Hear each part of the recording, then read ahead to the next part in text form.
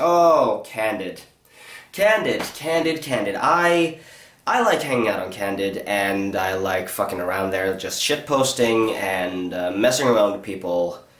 It's actually really fun, but then I got an idea the other day that I should make a video involving Candid. So I posted in the Ask Me Anything category and told them that I'm gonna make a video of your questions, and I'm gonna answer as many questions as truthfully as I can. Ask me fucking anything. And Candid most certainly replied. So, yeah, sit back, relax, and enjoy this absolute shitfest. Calm Walrus asks hobbies. I would say video games, politics, and sex. Intuitive Reindeer. Fave cartoons. Tom and Jerry. Exuberant Pig. Do you have a thing for lambs?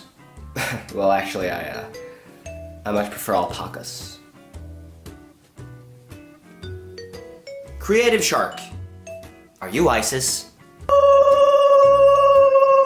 Yes. Restless Ray.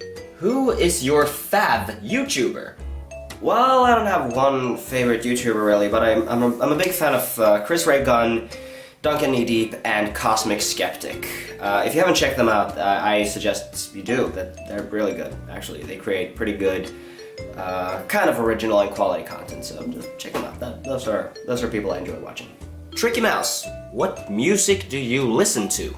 Fuck me like you hate me.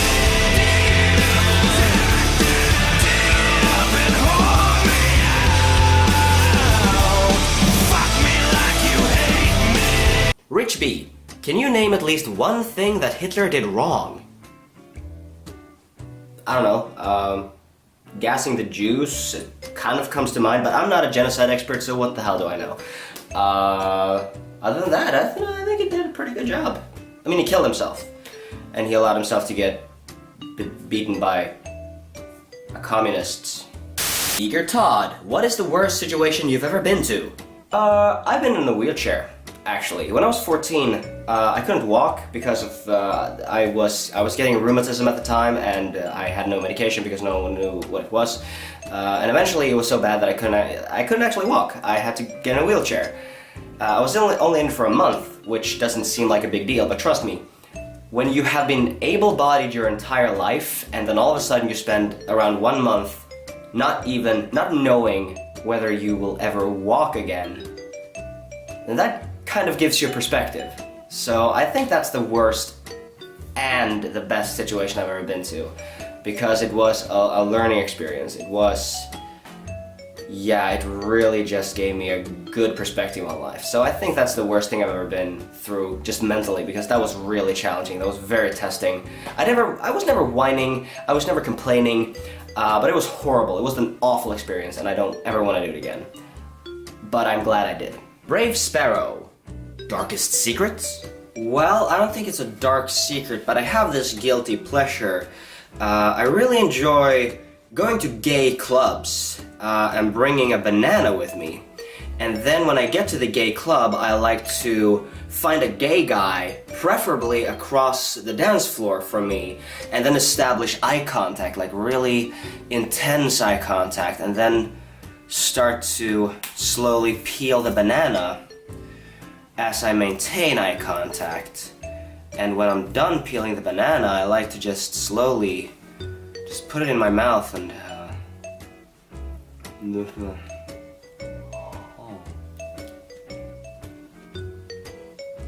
Diligent Martin, favorite anime, or do you watch anime at all? Boku no Pico. I don't really have like one favorite anime. I love anime. More of a manga guy, but I love anime too. And if I have to choose one all-time favorite, it's probably Death Note. It's just well written and well acted. It's just a good anime. So I suppose Death Note is my favorite anime. Intuitive Cuckoo. Answer in detail. Is love a strength or a weakness? Well, you're kind of posing that question like love is a dichotomy. I don't think it is a dichotomy. It can very much be both a strength and a weakness to varying degrees. Love is very much just a biochemical process in our brains and bodies, which affects people to different extents. I can tell you out of experience, without going into detail, that I have been in situations where my emotional state made me very vulnerable and put me in a position where I was taken advantage of. And it also made me sort of capable of doing things I never thought I would be able to do otherwise. So I can say love can be both a strength and a weakness. But it does fuck you up. Love fucks you up. Rich B. On a serious note though, guys, is it true that Harambe was an inside job because he was involved in 9/11? Harambe can't melt steel beams. Harambe can't melt steel beams. Brave Bear, what do you want most in life? If you become president, what will be the first law that you will abolish, and what's the first law that you will make? What do I want most in life? I don't know. I do think, I'm under the impression that life is objectively meaningless. There's no real point to me existing, really. So what I want to do, I want to leave something for, I want to make a contribution to society that will last forever. Like, I don't know, write a book, compose music, make a movie, or make really shitty content on YouTube. Yeah. Well, I live in Sweden, and we have like super terrible drug policies, and I can tell that right away. If I became, well, Prime Minister of Sweden, and if it was within my power, I would definitely decriminalize all drug use immediately.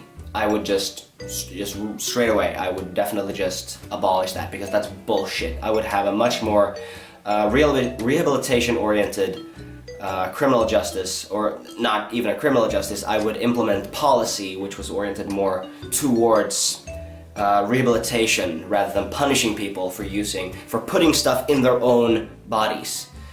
That's what I would do. Implementing new laws, well, that's hard. I would probably make it a lot more difficult for big companies to avoid taxes, because that's a fucking problem. That is a big fucking problem. Companies moving assets to shell corporations overseas in order to avoid paying taxes, moving the tax burden onto the middle class and the working class, that's a problem. So I would try and implement policy and laws that would make it more difficult for them to do that. I hope that answers your question. Exuberant Pig again. Do you drink bleach a lot? Okay, the whole thing about drinking bleach, that's gone kind of out of hand, wouldn't you say? I think it was actually Chris Ray Gunn who helped popularize that, and it was just through like one joke. It's enough already, just get over the whole bleach thing, okay? Fucking hell. I drink Ajax, because Ajax, that's, a tornado of efficiency and freshness.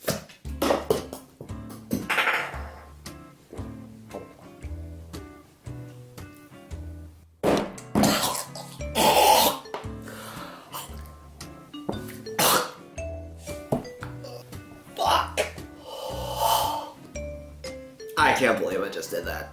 Yeah, that's everything from me. I really hope you kind of enjoy that. I am pretty sick at the moment. I'm actually sick. I'm homesick from work, so I couldn't actually deliver this with the kind of energy and intensity that I was planning to do. I'm right now hopped up on cold medicine and also kind of half buzzing from 3 glasses of scotch, or 4, I don't know.